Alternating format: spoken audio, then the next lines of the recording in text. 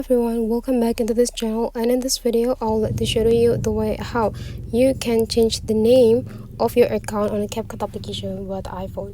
So first thing you have to do is just go open your Capcut application on your phone, wait until it's perfectly open,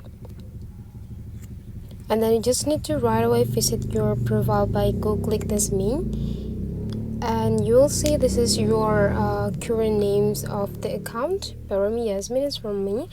And now if you want to change the name of this account, you just need to tap in this edit profile, and then you can just go click this nickname, and then you can just change the name with your name that you want to add, and then just go tap done, and then you just need to go back. Now you get it. Now you already got the new name on your account.